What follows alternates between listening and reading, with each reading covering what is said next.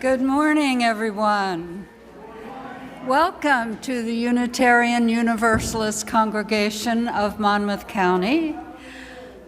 My name is Irene Passmore. My pronouns are she and her, and I serve as co-chair of the Caring Committee along with Kat Grosso. For those who may not be familiar with the Caring Committee, we are divided into 10 kind of geographical caring areas, each one with at least one caring captain, many with 2 and sometimes even 3. And if you're interested in knowing what caring area you're in, they are posted on the bulletin board in the hall. And within the next month or so, you'll be hearing from your caring captain because we'll be making calls to check in and make sure all is going well with you.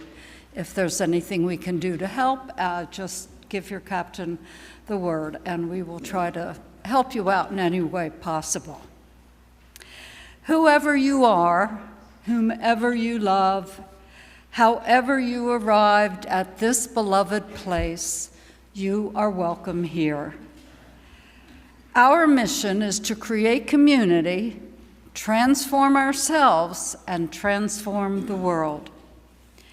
I draw your attention to the backside of your order of service for announcements and service information for the next week. For those on live stream and our video viewers, the order of service link is available to you in the YouTube service description box.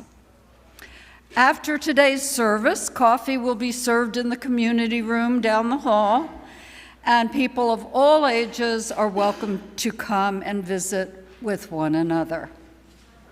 If you're new to us, please visit our website, UUCMC.org,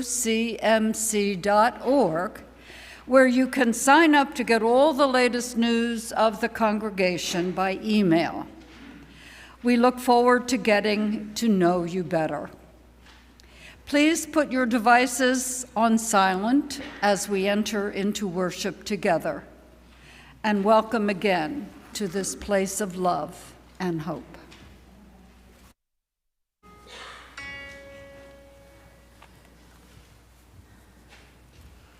After a morning, there is an evening, and when the evening's gone, another day. If your heart's broken, it will be mended, and we will rise for you like guardians, and we will sing your soul to keep, and we will keep the dark at bay, and we will lift you up to greet the morning.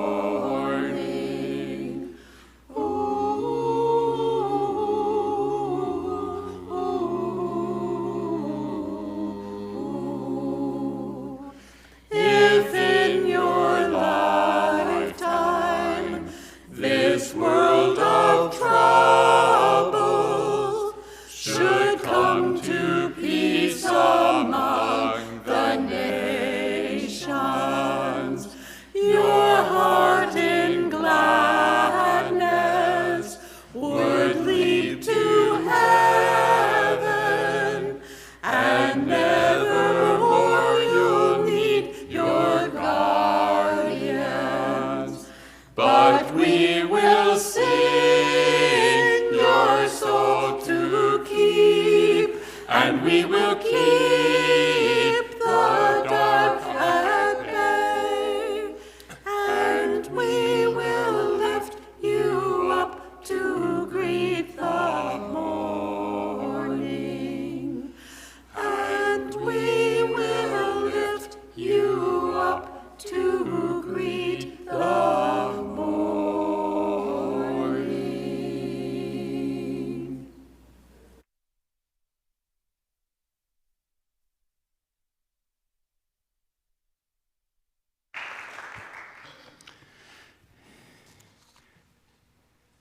Thank you, Just Folk.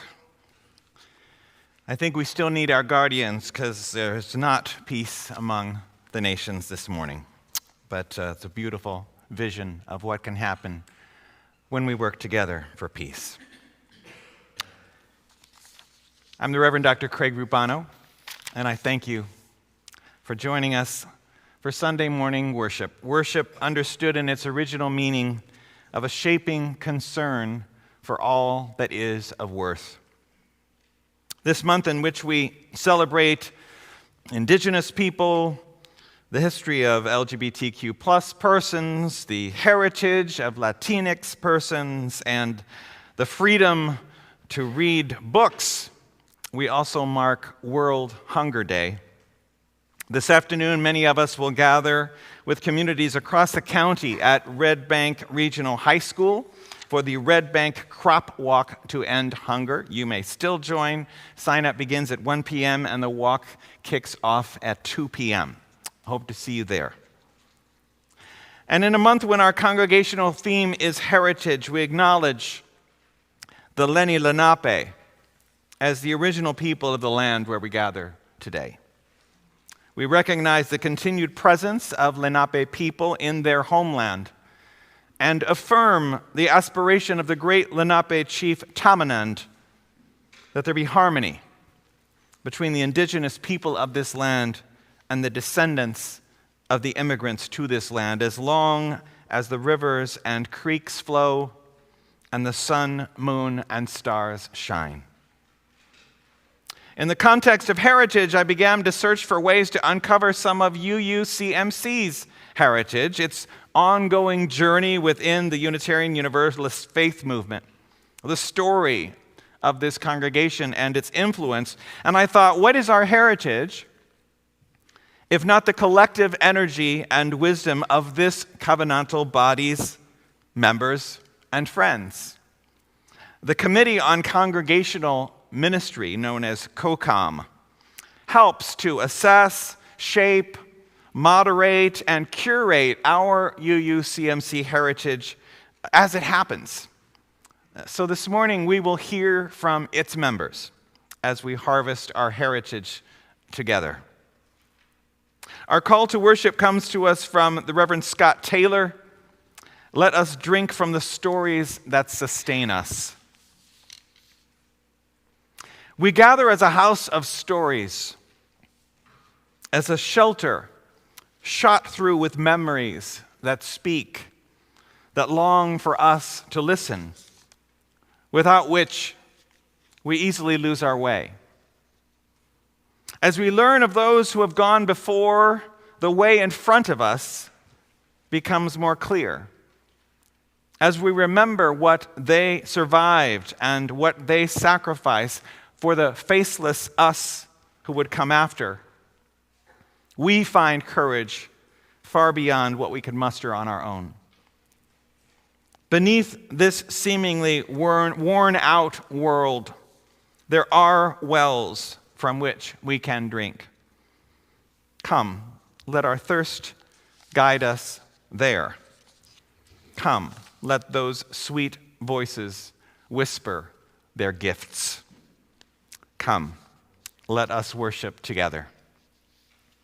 A couple of weeks ago, I had the pleasure to be at Seabrook, beautiful community in Tinton Falls, where they were celebrating all those people who will become centenarians in 2023. One of whom was Rick Goldberg's mother, who had turned 100 already. And one was our beloved founding member of this congregation, Lee Rosbach. And it's always a pleasure, not quite 100 yet, but always a pleasure when Lee is with us. And on a day when we are talking about the heritage of this place, I invite Lee Rosbach to come and light our chalice this morning. Lee.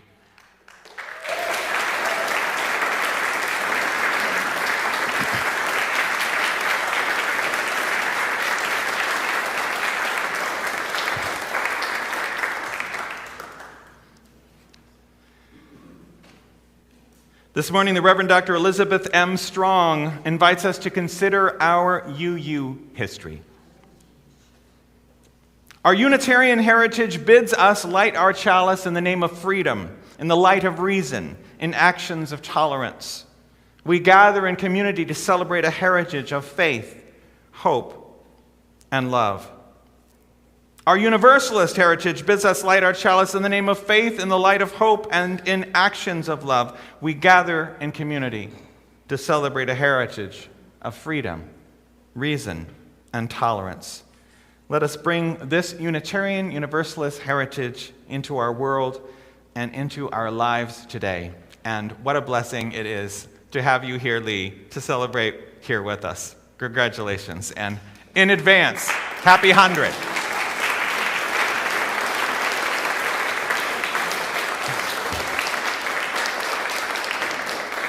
Thank you. You can go now. You can go now. We'd love to sit there and look at you the whole service, but we don't want to ask that of you. Our community is held together not by dogma or creed, but by the promises we vow to one another in the form of a covenant. Of course, that doesn't mean we get it right all the time, but covenant has forgiveness for breach built in, so that when we stray outside of our covenantal bounds, we are invited back in to try again.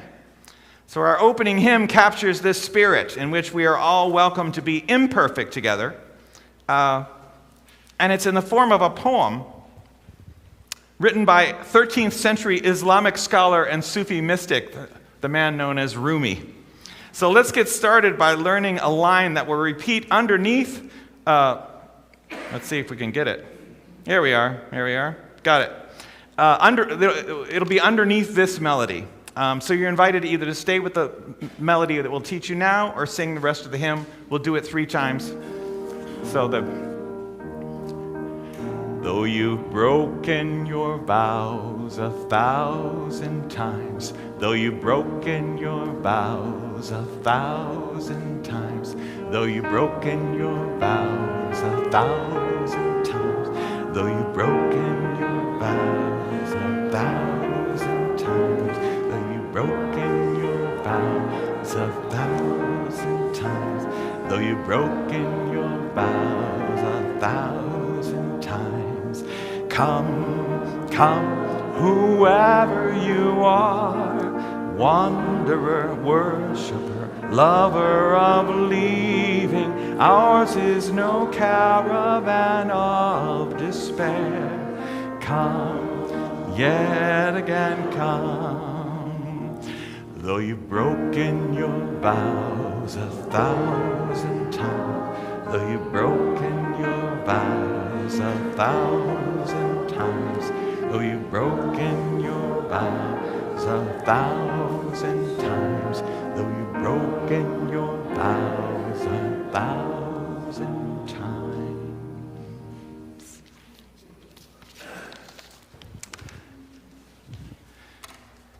My story this morning comes from our Unitarian heritage from Romania, Hungary, where people questioning the party line of the Reformation fled to practice a free and open Christianity unburdened by extra scriptural references to a Trinitarian understanding of God. So many years ago, in the land of Transylvania, in a mountain valley watered by quick rushing streams and shadowed by great forests of beech trees, there was a village of small wooden houses with dark shingled roofs. The people in the village were Unitarians, and they wanted a church of their own. A church set on the hillside, they decided, gazing down at the village as a parent looks upon their sleeping child. So all the people in the village labored long and hard to build themselves a church. The stonemasons hammered sharp chisels to cut great blocks of gray stone, and then they set the stones into stout and sturdy walls. The glaziers made tiny glass panes and fitted them neatly into the windows with leaded lines. The foresters sawed tall beech trees into enormous beams and laid the trusses for the ceiling. then covered the roof with close-fitting wooden shingles that wouldn't let in a drop of rain. The carpenters carved wood for the pair of wide-opening doors, setting them on a strong peg so that the doors hung straight and square. A bell was brought in from a faraway city, then hoisted by ropes with a heave and a hoe to the top of the tower. The weavers wove fine cloths for the chancel table, cloths embroidered with flowers and edged with lace. The smiths hammered black iron into tall lampstands.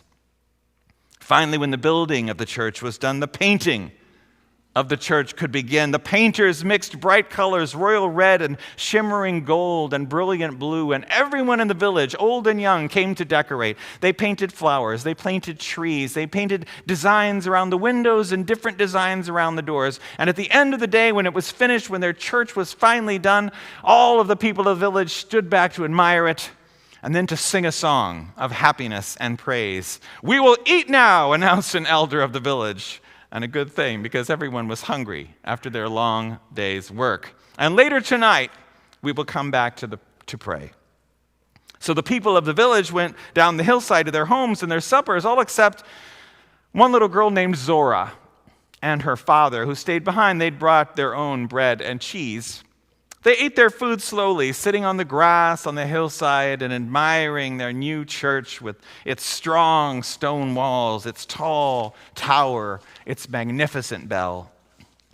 After they'd eaten, they went back inside, opening those carved wooden doors to go into the gloriously painted sanctuary inside. "Oh, look, Father," Zora cried, running from picture to picture with her footsteps echoing off the stone walls. "See how grand." "Yes, it is," said her father, looking around, nodding with pride. "Yes, it is." "But Father," Zora said suddenly, "we are not finished." "What do you mean?" "There are tall iron lampstands all along the walls, but there are no lamps. The church will be dark when the people come back." "Ah, no, little one," said her father.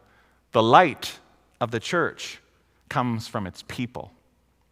You shall see." He rang the bell to call the people to worship, then took his daughter by the hand and led her back outside. They waited on the grassy hillside next to their beautiful church of strong gray stone. The sun had set behind the mountains and night was coming, yet in the growing darkness, tiny points of light came from many directions and moved steadily up the hill. "Each family is entrusted with a lamp, little one," her father explained. "Each family lights its own way here." "Where is our family's lamp?" "Your mother is carrying it. She will be here soon." The many lights moved closer together, gathering into one moving stream, all headed the same way, growing larger and brighter all the time. Zora's mother arrived, bearing a burning oil lamp in her hands. Father lifted Zora so she could set their family's lamp high in its tall iron stand, and all around the church, other families were doing the same. And the church was ablaze with light in every corner, for all the people of the village had gathered to pray and to sing. All through the worship service, Zora watched the lights flicker and glow. She watched her family's light most of all. When the service was over, her father lifted her high. She took the shining bronze lamp from the lampstand. Its curved sides were warm and smooth in her hands. Her mother carried the lamp home, with the flame lighting the way. The lamp flame lit their house when they returned home. Zora washed her face and got ready for bed by the light of that flame. "Mother," Zora began as she climbed into bed and lay down. "Yes, little one?" her mother asked, tucking the red wool blanket around Zora's shoulders. "Father said, the light of the church comes from its people." "Yes, but also the people take their light from the church." Over on the table by the fireplace, the shiny bronze lamp was still burning. "And we have that light every day." "Yes, indeed," said her mother, "and even when we are not in church, even when the lamp is not lit, we carry the light of truth in our minds, the flame of love in our hearts, and the fire of commitment in our souls to show us the right way to be. That light, the light from truth and love and commitment, will never go out. Never? Asked Zora. Never, said her mother. And now, good night, her mother said, and kissed Zora once on this cheek, and once on that cheek, and once on the forehead. Zora closed her eyes and drifted into dreams while her mother looked down upon her sleeping child. And always, just as mothers and fathers of Zora promised, the light of truth and the flame of love and the fire of commitment from that Unitarian church on the hillside continued to grow and to show them and us too in this Unitarian Universalist meeting house the right way to be, shining the flame of a proud heritage to light all of our ways. And now I invite us to sing a blessing upon our young people as they head out to their family ministry small groups. Go now in peace.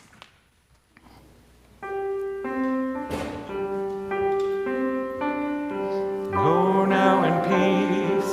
Go now in peace. May the spirit of love surround you everywhere, everywhere you may go.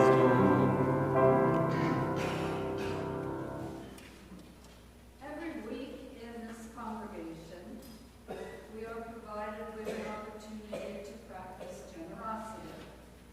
This is your invitation to contribute to the well-being of our congregation and to our neighbors through the works of organizations which receive half of the monies that we collect each month. Our Share the Plate recipient for October is the Monmouth Center for World Religions and Ethical Thought, an adjunct organization started by members of UUCMC and others. One of Monmouth Center's endeavors has been Mosaic, mobilizing our students for action to build interfaith community. Students come from many different religious backgrounds, including Greek Orthodox, Reformed, American Baptist, Episcopalian, Jewish, Muslim, Hindu, Sikh, Jain, agnostic, Unitarian Universalist, and humanist.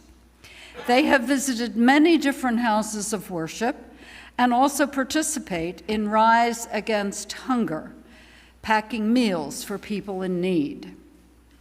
For those of you present here in the meeting house, the plates will be passed by the ushers. You may also join this time of generosity via text, send your offering by mail, or charge your contribution online with a memo designating an amount to the Monmouth Center for World Religions and Ethical Thought. Please give generously.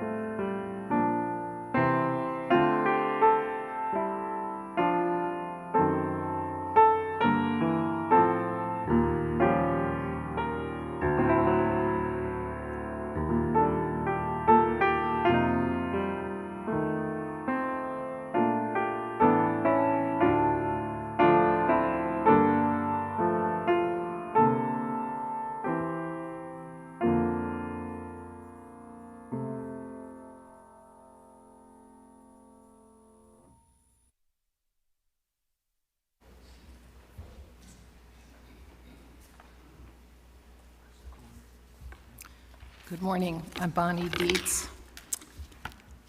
When Reverend Craig asked us to share our UUCMC heritage and wisdom, it was like, a little too wide a theme. Heritage? I don't feel I have a heritage here at UUCMC. I have only been able to attend alternate Sundays here since moving here in 2009, and I've not been as active as I possibly would have wished. I have served on the membership committee, I usher, and I have led the covenant group at Seabrook for the last 14 years. So even though I don't feel I have a heritage here, looking back over my life, I realize that since 1961, I have had a heritage with the Unitarian Universalist denomination, having been continuously and heavily involved with 4 UU congregations before moving here in Massachusetts, Indiana, and New York. Each of these congregations has shaped me, has helped me understand the denomination, and has kept me strong in my belief that, for me, this is the best of all possible paths. So starting my heritage, I was raised Presbyterian, but I disassociated myself from any religious connection until my mid-20s. One Sunday morning in Boston, by pure chance, I saw a funky building and walked in. It was the Charles Street Meeting House, in Back Bay, Boston. This was considered a Universalist experimental church. It was a spring service, modern dance, a string quartet, poetry, a sermon, and a joyous congregational welcome for a baby's name day, not a baptism. A baby with a black mother and a white father, and this was 1961 in Boston. I loved every minute of the service. It felt like home to me in an instant, and I continued attending there. But I discovered that our denomination encompasses a very wide variety of congregations and services. I lived near the First Church in Boston and went often. Different from the Charles Street Meeting House, a formal service, an older population, and afterwards, with coffee, tea, and bouillon served in beautiful cups, served from sterling silver coffee pots by women wearing hats and white gloves. Very formal, but the UU message they projected resonated with me. For others of you here, this is your first connection, and so your heritage begins. Second, being part of the heritage of a brand new UU congregation. I moved to Columbus, Indiana, not Ohio, a town with 8 Christian churches, no temple, and no UU anywhere in the area. But a miracle of sorts happened, if a UU miracle is possible. The local newspaper announced a speaker from the UUA in Boston was coming to speak that week. I and about 30 others showed up, and that's all it took. We immediately formed a small fellowship, and we were off and running. We produced our own services, ran our Sunday school, and now 55 years later, it is still a thriving UU congregation with its own beautiful building and a full-time minister. This took hard work and a lot of time, but building something with others that you believe in to form what we needed and what we also felt our community needed was a real joy. I know Lee Rosbach, who's here today, was one of the founders of this congregation, so he gets the credit for beginning UUCMC's heritage. And lastly, now we speak about wisdom. I learned adversity can lead to strength. A move in 1970 to New York found me joining the first UU Society of Westchester in Hastings-on-Hudson. In 1973, the full-time minister asked to reduce his services to half-time. This was a crisis situation With a half-time minister, the congregation had to assume responsibility for alternate Sunday programming. This ultimately led to the creation of program groups where the congregation was just randomly divided into 4 groups that created and produced Sunday services on alternate weeks. This problem and solution turned out to be an extremely positive thing. Members who had never participated or volunteered had to step up with music, with sermons, with topics, with readings, etc. And it formed an extremely tight and loving, welcoming community with the thriving RE program, which has continued for 40 years. I am sure you here in UUCMC have worked through your own share of adversities over the years, and I am grateful to all of you who have worked so hard through these times. And I am grateful to all of those who began UUC's heritage here in Lincraft, and all of you who continue to sustain this wonderful place. Thank you all.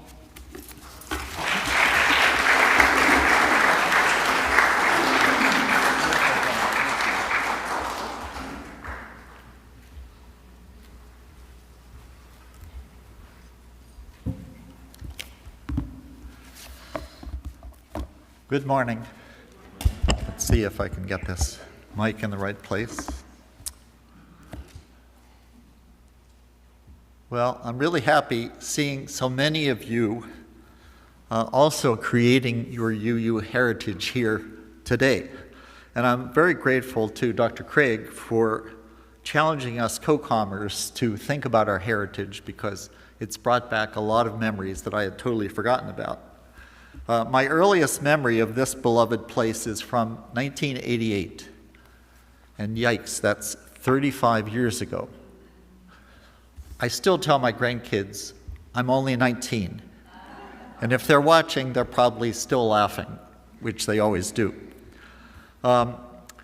It was in '88 that I met our very first minister here, Harold Dean. And boy, was I, at that time, highly stressed and very lonely, because I had just survived a very difficult divorce. I had become a part-time single parent of 3 young daughters. And having just moved from Freehold, I had very few friends here at the Jersey Shore. But luckily, besides my constant longing for connections, I've always been very curious about everything under the sun, especially, for some reason, as an ex-Catholic, religious dogma. And so when I talked with Harold, the minister, I was truly shocked when he said, well, as UUs, we don't do dogma here. We're all about social justice. And when I heard that, because I'm even politically left of Bernie Sanders, to my ears, that was like hearing Elaine and Louise playing the beautiful music that they do. So it was in 1990 that I became a member of UUCMC. Not only a member, I became our treasurer. And I'd almost forgotten that my heritage actually includes a letter from 1991 from Winnie Lamont, who some of you may know, thanking me for converting, would you believe, our paper accounting ledgers to electronic spreadsheets. And it would be fun to do a survey here to see how many people have seen accounting ledgers. Well, for the rest of those 35 years, it's mostly about connecting with a loving community of friends that I see so many here, who have enriched my life in so many different ways. I'm still having breakfast almost every Wednesday with, would you believe, our 1990 social action chair, Jay Sullivan.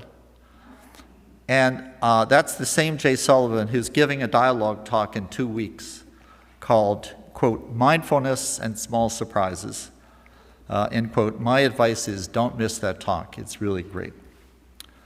I'm still enjoying so many laughs and great dinner chats with my 96-year-old, yes, 96-year-old UU friend, Betty Rogers, who lives in Red Bank. And guess where I met Betty in 1988? It was in that big room to the left, which was the only room that we had at that time, and where we'll soon be having coffee together. Is it possible that one or two of you will make a friend in that room today that you'll still be meeting 35 years from now? I hope so. Well, there's way too little time to talk about all the many other treasured friends I have here, too many to name, and so in this little time, I'll just talk very briefly about my love for Ann Sherwood's dialogues, which I'm so glad she started again, and where I've learned so much from both listening to and giving dialogue talks. Like, for my favorite is religion good or bad for society? Or our 2001 panel that included both Betty Rogers and Jim McCorkle talking about, quote, paths to atheism and beyond. We actually had 5 people on that panel. It was fantastic. And as part of this process, I found the videos from that panel. Or, not to mention, Tim Geiselman's terrific talk last May at this same podium called Atheism Beyond the Bickering. Again, a terrific talk. How many other religious groups that you know are open to talks like those? It's yet another reason why I treasure my heritage here. So I've got to close now with my retirement story. I retired in 2013 because that's when I began to puzzle, okay, what in the heck do I do next? And that's how I'm very grateful. That's why I'm very grateful to both Dan Chalya and Sarah Klepner's decision to host Sunday night at the movies here in that big room also, because they gave me a very unusual way to answer the question, what do I do next? That's when I saw the movie A Place at the Table. And that's when I nearly cried, and I'm still moved to tears, seeing Rosie, a 5th grader, having trouble in school because she was always hungry and too ashamed to ask the other kids for food. So that movie choice by Dan and Sarah inspired me to create my own personal social justice project. It's a unique way for people living in food deserts to grow organic greens and even cherry tomatoes at home, 12 months a year at virtually no cost. Here's a picture. It's a small picture of how to do it. It's not exactly the same anymore, but if any of you love gardening and you're looking for a great winter project, this could be it. If we chat over coffee, maybe we could even work together on it. And please, as Dr. Craig mentioned, please support our crop hunger walkers during coffee hour who will be walking 5 miles today to also help end local hunger. See you in the coffee room. Thanks for being here.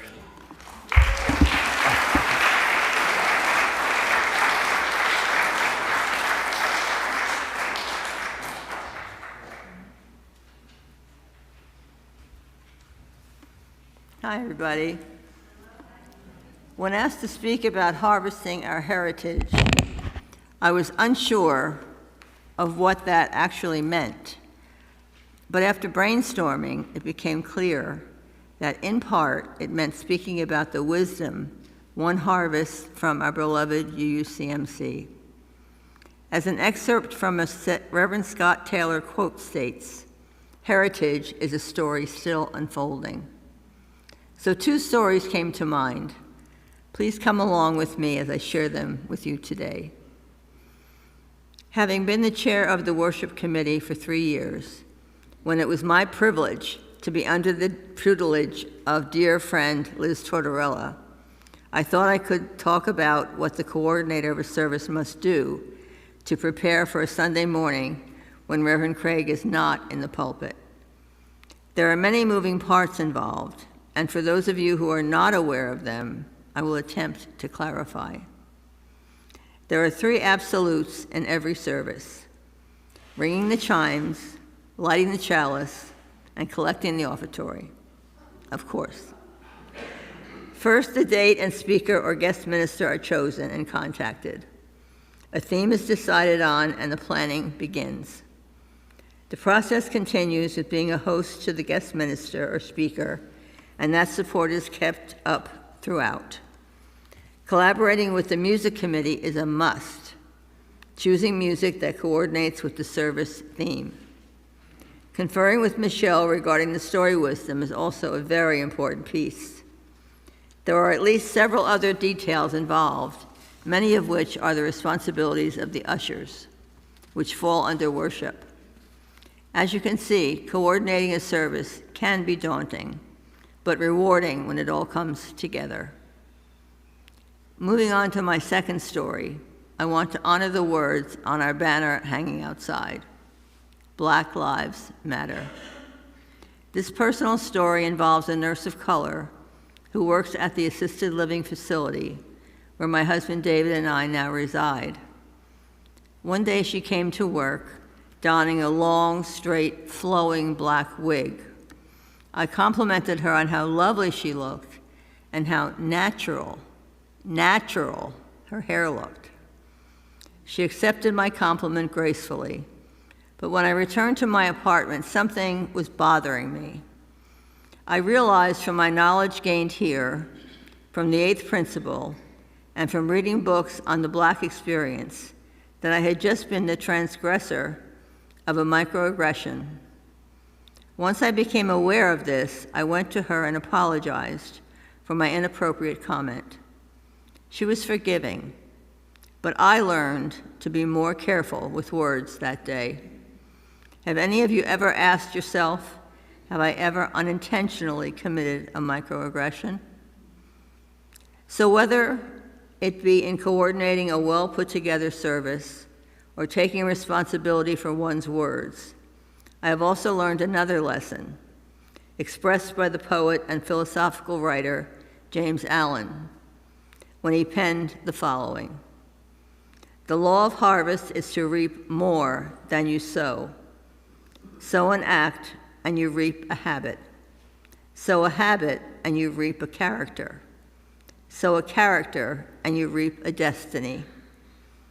I believe that this community and its lifeblood, the members, friends, and Reverend Craig, have taught me more than can be fully expressed.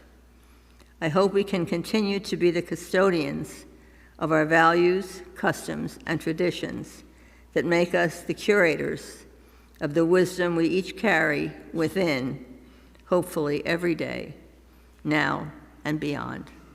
Thank you.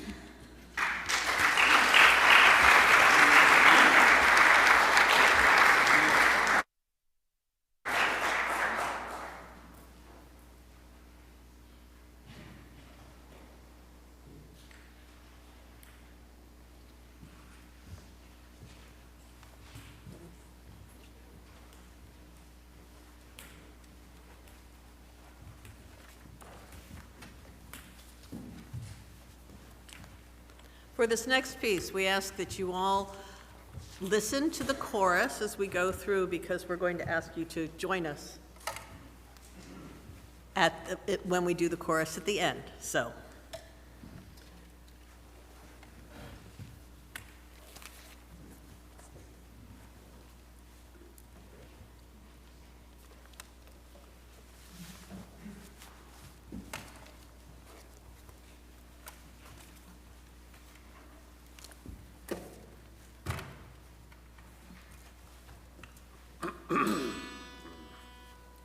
This is a Holly Near song. Many of you know of her. It seems appropriate for this morning.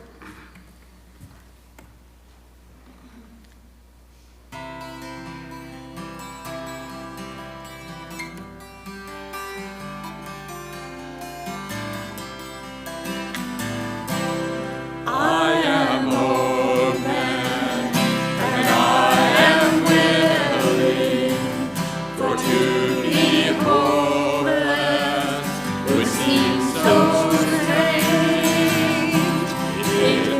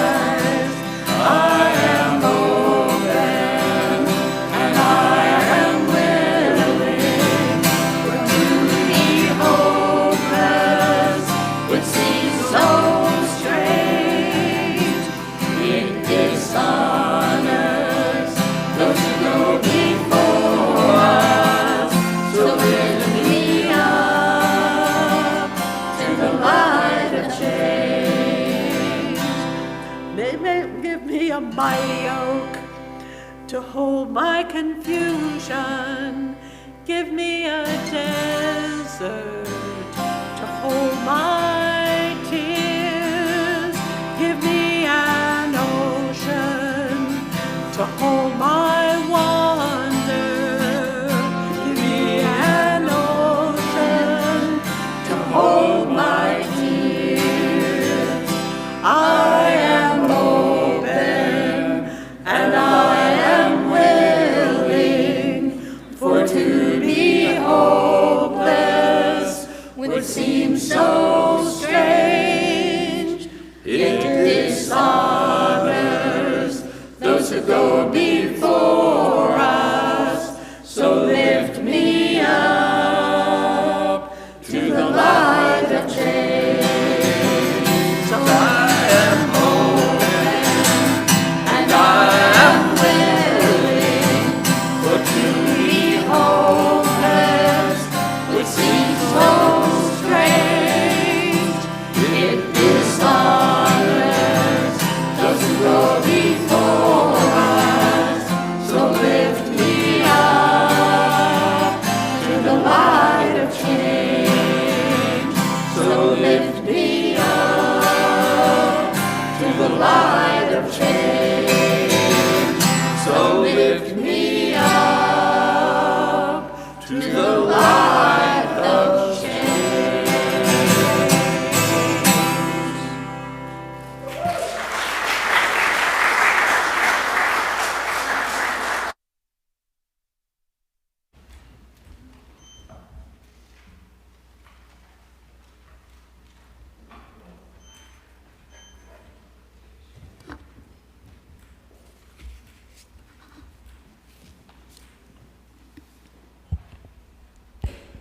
Thank you. My name is Donna Oberer, and I'd like to talk today about what I've learned and continue to learn about community. I've been a member here for the past 6 years. UUCMC is my first ever experience being part of a spiritual community. It is actually my first and only experience being part of any community in which creating community is a goal in itself. On joining UUCMC, I wondered how I would become part of our community. The warmth of those who welcomed myself and my husband, Eric, invited us in. But I knew to truly be part of the community, I would need to think and act in ways that contributed. Lisa provided guidance during our Path to Membership classes. She said, get involved, and she was right. It was less about where I fit in and more about jumping in. In each place I jumped in, I observed others' contributions and behaviors that enhanced community. I got to know people I respected deeply. I could see their commitment. On the board, I watched other members, some of whom were engaged in challenging careers and long commutes, dedicate themselves to the important work of the board. Later on, the nominating committee, I got to observe others who thought and acted in ways that I admired. I will always remember reluctantly calling Judy Stevens, whom I knew was already doing so much, and her response was, "What do you need? I'll do it." As I profusely and emotionally thanked her over and over again, she simply said, "It's okay. You already said thank you." So I watched and I learned about the actions and behaviors that create community. And I continue to watch and learn. Irene Passmore, Caring Committee co-chair, models how sensitivity and warm support can actualize the word love in the phrase beloved community. Then there is Liz Tortorella, who is such a wonderful teacher. She has a knack for generously answering questions while providing warm encouragement. These are just a few of the people who have taught me about how to nurture a sense of belonging. But I don't delude myself that creating community is easy work. We are all very different people, most of whom have arrived at UUCMC with a well-formed way of approaching the world. Some of us are introverts who can easily slip into people overload. Some of us tend toward the analytical, speaking the language of information and facts, while others are more intuitive, favoring the language of creativity and imagination. Sometimes when we try to communicate, we can miss each other. But it seems to me that our shared commitment to the goal of community motivates us to listen carefully and to find the common thread. So that's what I've learned so far about being in community. Thank you for listening.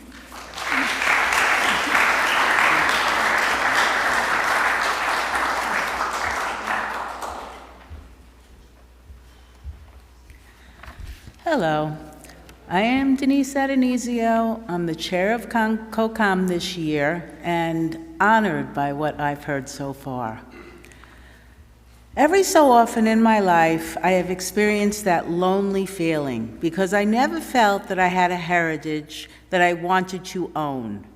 Being the odd one of my family, I was never enough of what was expected.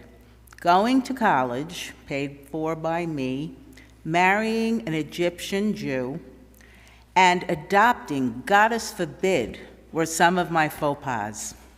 When Reverend Craig asked us to speak about our UU heritage, my mind lit up. I felt an aha experience.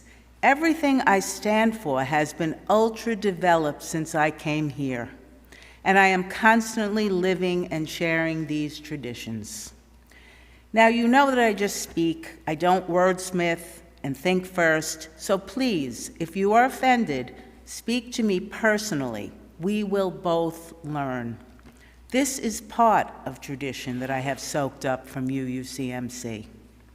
And now I will tell you a story. The other night at 3:06 a.m., the dog started barking. Quite unusual. Eventually, I went downstairs, pulled apart the blind, and recognized the person that I had started to say hello to when I garden. "What are you doing here?" The response came in Spanish, and the attitude appeared a bit dismissive. Coincidentally, I had been trying to figure out if she is trans, and I mention this because I am a bit partial to the persecuted. Sound like a UU tradition? Speak English if you can. I don't understand. I want to buy beer. Oh, go to that house over there. Off she went and back to sleep for me. The UU? No. You and you have taught me acceptance. My neighbors are part of the cottage industry. Workers come home from their restaurant jobs in the middle of the night and want to relax. No harm, it works. So I am fine with one sleep interruption. Would my sister, who reveres our former president, be okay with that? Well, I can tell you from experience, no way. But you know another experience that I have learned from you and you? I am no longer feeling guilty about not tolerating the likes of my sister. But what shocked me was a black friend who matter-of-factly said, "I would have called the police." But that is definitely not how it should operate. I was not in danger. I responded, "You know I do crazy things my way." But it was another aha moment. I get a lot of those. I knew in that second that I will never keep silent when something should be said. I feel this way because many of you have given me the desire and courage to move to the west side of Asbury and embrace the neighborhood, which has in turn exposed me to living with as well as learning about. So having never felt comfortable as a member of my given family, oh, I loved and cared for them, and they did for me in their way, I feel so appreciated and okay here. But it is because we share enough of the same values, our traditions, to be able to accept our differences and grow because of them. The second half of my lifetime is a lot of the satisfying stuff that I had never dreamed of because of you and you. Thanks for this. I now have a heritage that feels very worthy of maintaining and defending. Am I a bit too emphatic? That is good.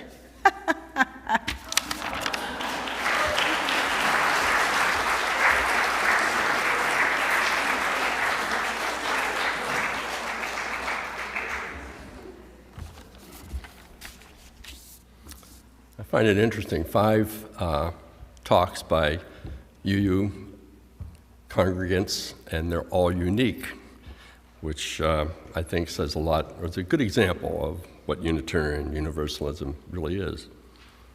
So one more.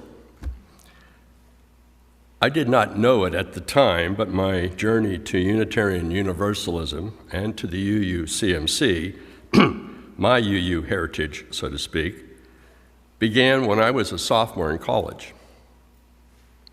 It was a Catholic college, and looking back on it, a very progressive Catholic college by the early 1960s.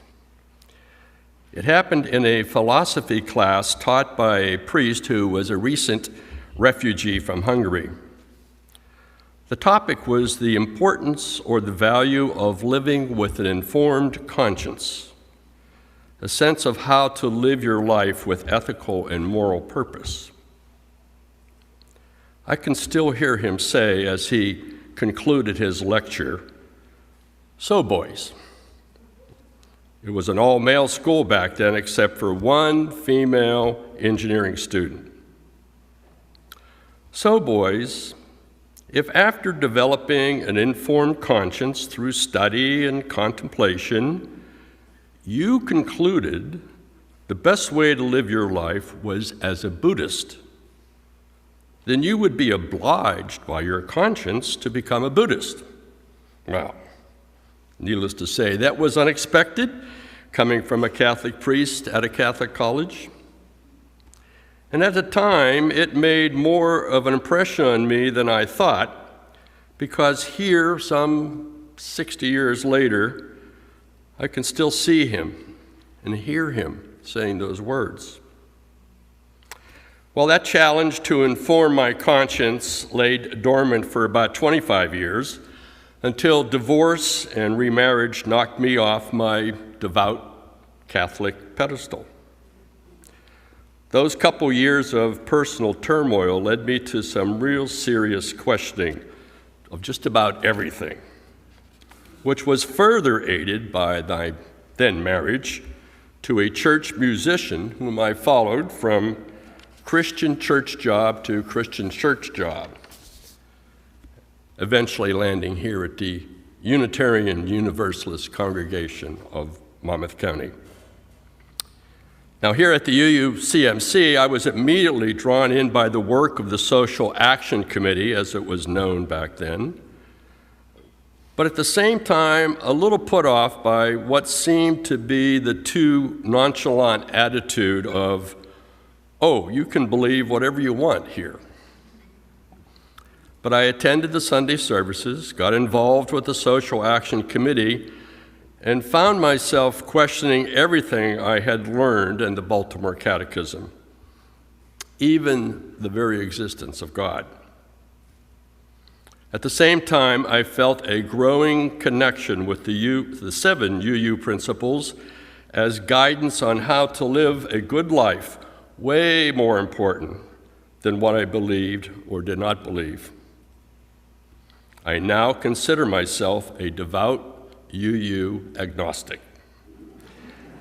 And now, when asked about Unitarian Universalism, I proudly respond that we UUs recognize that we are all on our own spiritual journey, guided by a set of principles. Very much like Buddhism, by the way. And as far as an informed conscience, still working on that.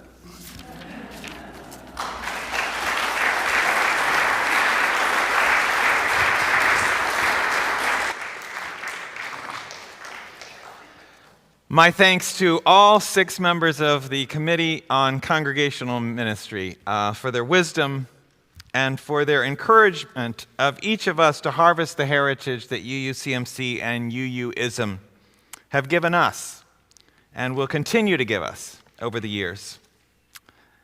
I invite us into a time of prayer and meditation. I know that the burdens of the tragedies unfolding in Israel-Palestine are deeply troubling to many of us this morning. I just ask that we hold a moment of silence and solidarity with all who are experiencing heartache, fear, terror, displacement, hunger, despair, and grief. Let's hold a moment of silence.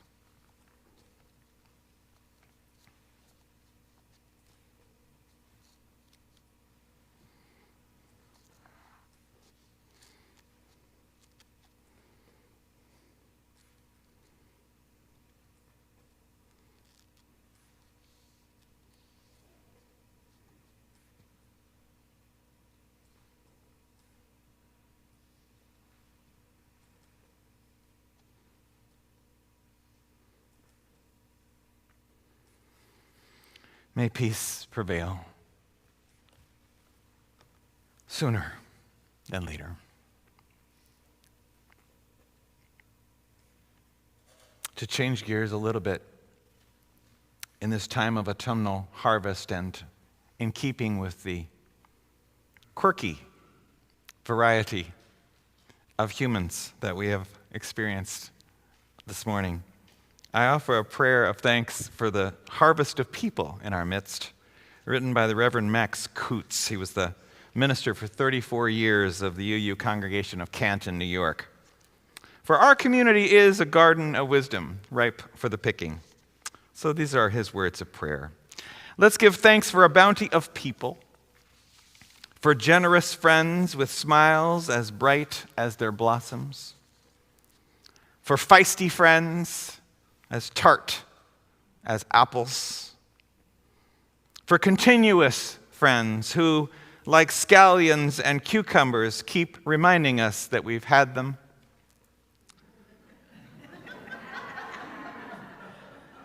for crotchety friends as sour as rhubarb and as indestructible, for handsome friends who are as gorgeous as eggplants and as elegant as a row of corn, and the others as plain as potatoes and as good for you. For friends as unpretentious as cabbages, as subtle as summer squash, as persistent as parsley, as endless as zucchini, and who, like parsnips, can be counted on to see you through the winter. For old friends nodding like sunflowers in the evening time, for young friends who wind around like tendrils and hold us. And we give thanks for friends now gone, like gardens past that have been harvested, but who fed us in their times that we might live. And amen.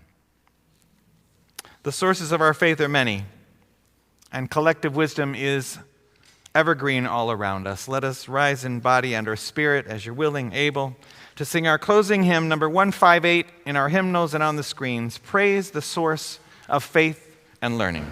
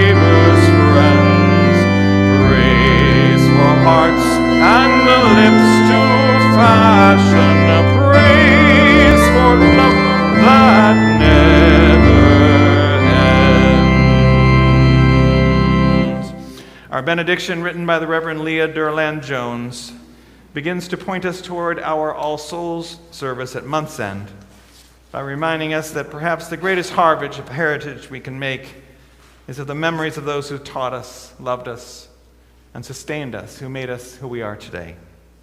So for those who came before us, we offer gratitude and thanks. May their memories be a blessing. May we feel surrounded by their love.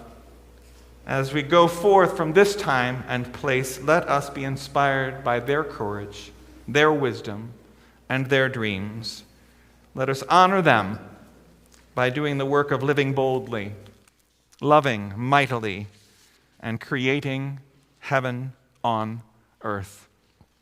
Let us go in peace to bless the world.